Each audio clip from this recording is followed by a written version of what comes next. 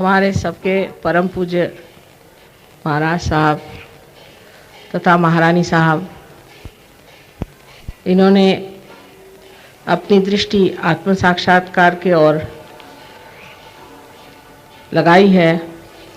ये आप जयपुर वासियों का हो भाग्य है कि आपके नसीब से इस तरह के ऊंचे श्रेणी के लोग आपके राजा और रानी हैं। वाकई में आप जानते नहीं कि आजकल के ज़माने में इस तरह के लोग इस पद पर मिलना बहुत कठिन है। मैं आप सब सत्य को खोजने वाले साधकों को प्रणाम करती हूँ। आप सबको एक संदेश देना है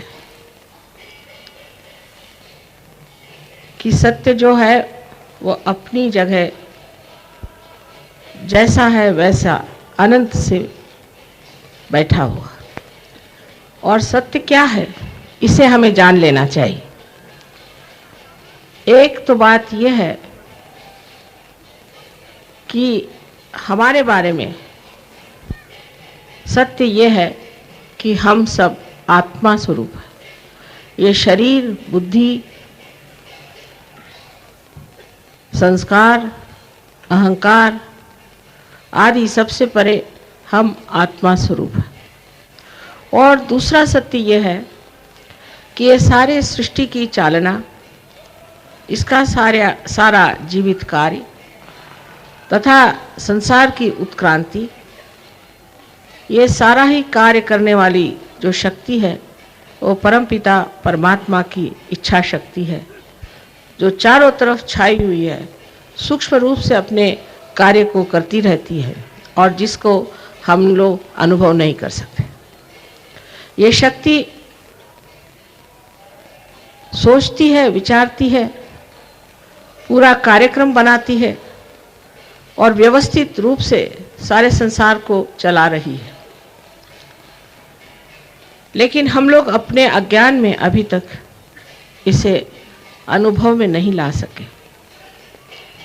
लेकिन अब समय आ गया है कि हम इसे जान सकते हैं और अपने नसों पर, अपने उंगलियों पर इसे हम अनुभव कर सकते हैं। यह स्थिति आज आ गई है क्योंकि अब कलयुग खत्म होकर के कृतयुग शुरू हो गया। परम चैतन्य सुप्तावस्था में था एक तरह से, लेकिन कलयुग के बाद अब कृतयुग में आने से कार्यान्वित हो गया है और इसके कार्य के कारण ही आज हजारों लोग संसार में आत्म साक्षात्कार को प्राप्त हो रहे हैं। फिर ये तो हमारे देश का धरोहर है। ये सब कुछ मैं आज बता रही हूँ ऐसी बात नहीं, हजारों वर्ष पूर्व भी मार्कंडेय स्वामी से लेकर के आज तक हजारों संत साधुओं ने सबने यही बताया कि कुंडलिनी का जागरण होने से ही मनुष्य उस स्थिति को प्राप्त होता है जहाँ उसका योग घटित होता है। योग होता है उसके चित्त का और उस सूक्ष्म सृष्टि का, उस सूक्ष्म शक्ति का। यही असल में योग है और इसे सहज ही होना चाहिए। गुरु नानक साहब ने कहा है सहज समाधि लाओ। सहज, सहज, सह माने आपके साथ, ज माने पैदा हो। तो इस योग का अधिकार आपका जन्म सिद्ध है। आपके हर एक के त्रिकोणाकार अस्थि में ये कुंडलिनी स्थित है। इसको कुंडलिनी इसलिए कहते हैं कि ये 3.5 कुंडलों में विष्ठित है और अभी सुप्तावस्था में है एक तरह से। लेकिन ये आपकी शुद्ध इच्छा है, बाकी जितनी भी इच्छा है अशुद्ध है, क्योंकि एक इच्छा पूर्ण होने पर भी हमें समाधान प्राप्त नहीं होता। हम अनेक समाधान ढूंढते हैं, उसके बाद सोचते हैं कि इससे समाधान हो जाएगा, वो भी नहीं होता। इसी एक योग से ही मनुष्य समाधान को, शांति को प्राप्त होता है। ये कुंडलिनी जब जागृत होती है तो ये 6 सूक्ष्म ऐसे हमारे अंदर बसे हुए चक्रों में से गुजरते हुए उनको प्लावित करती है पूरी तरह से, और उसकी वजह से हमारे अंदर के अनेक दोष नष्ट हो जाते हैं। सबसे पहले तो हमारे शारीरिक जो तकलीफें हैं वो दूर हो जाती हैं। ऐसे ऐसे चमत्कार घटित हुए हैं कि हम ही खुद हैरान हैं कि इतने ज़ोरों में इसका कार्य कैसे हो रहा है। कैंसर जैसी बीमारियां, जिन बीमारियों का कोई इलाज नहीं दुनिया में, पागलपन जैसी बीमारियां और अनेक तरह की बीमारियां जिनका कोई इलाज नहीं है, एकदम ठीक हो सकती हैं। अभी हम ऑस्ट्रेलिया गए थे। ऑस्ट्रेलिया में एड्स के 2 पेशेंट्स को 10 मिनट में आराम आ गया। ये सब उनकी ही शक्ति है। आपकी अपनी शक्ति जब जागृत होती है तब आप अपने ही शक्ति के कारण इसे प्राप्त करते। इसके बारे में अनेक लोगों ने लिखा है, कहा है, लेकिन आजकल के ज़माने में कुछ अंग्रेज़ या जर्मन लोग यहाँ आए और वो किस गलत तांत्रिकों के पास गए और उनसे सब गलत सलत बातें सीख करके उन्होंने इसके बहुत खिलाफ लिखा, इसके विरोध में बातें लिखी कि कुंडलिनी के जागरण से बड़ी तकलीफ होती है, ये होता है, वो होता है। लेकिन ऐसा तो किसी भी संतों ने लिखा नहीं। ये सिर्फ आजकल की नई चीज़ निकली है जिससे कि मनुष्य आत्म साक्षात्कार की ओर न जाए और न ही इसको प्राप्त करें। अब कुंडलिनी आपकी अपनी माँ है और ये आद्या शक्ति की प्रतिबिंब स्वरूप आपके अंदर बसी हुई आपकी माँ है, अपनी व्यक्तिगत अकेली माँ है और वो आपके बारे में सब कुछ जानती है। वो जानती है कि आपने कौन सी परेशानियाँ उठाई हैं, कौन से मार्ग से आप गए हैं, कौन सी आपके अंदर बाधाएं हैं, वो सब कुछ जानती है। जैसे टेप रिकॉर्डर होता है उस तरह से इसमें सब कुछ निहित है। जब वो जागृत होती है तब आजकल के ज़माने में तो कमाल है कि खट से जागृत हो जाती है, कुछ करना ही नहीं पड़ता।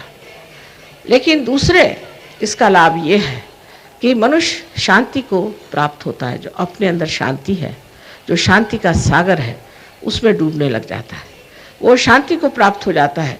जो विचारों का हर समय उसमें संघर्ष चलते रहता है, वो ठहर के वो निर्विचार समाधि में उतर जाता है। उसके हाथ में से ही ये शक्ति बहना शुरू हो जाती है और इसके कारण उसमें भी वो शक्ति आ जाती है जिससे ये दूसरों को भी जागरूक कर सकता है। मानो कि एक दीप जला हुआ दूसरे दीप को जला सकता है और फिर वो जला हुआ दीप और दीपों को जला सकता है। इस तरह से आप हर आदमी जब इसमें जम जाता है, जहाँ पर उसे हम कहते हैं निर्विकल्प में आ जाए, मतलब दूसरी स्थिति में आ जाए, उस वक्त वो स्वयं ये कार्य कर सकता है।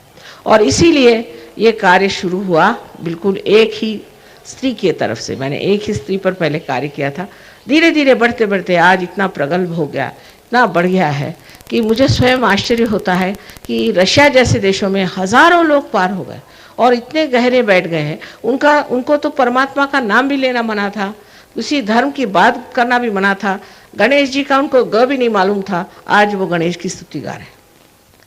तो हिंदुस्तान की जो विशेषता है, हमारे भारतवर्ष की जो विशेषता, जो संपदा है, वो है कि हमारे पास इस बड़े वृक्ष के मूल का ज्ञान है। प्रदेश में जो हुआ है वो बाहर का वृक्ष है और हमारे देश में इसका मूल बसा हुआ है।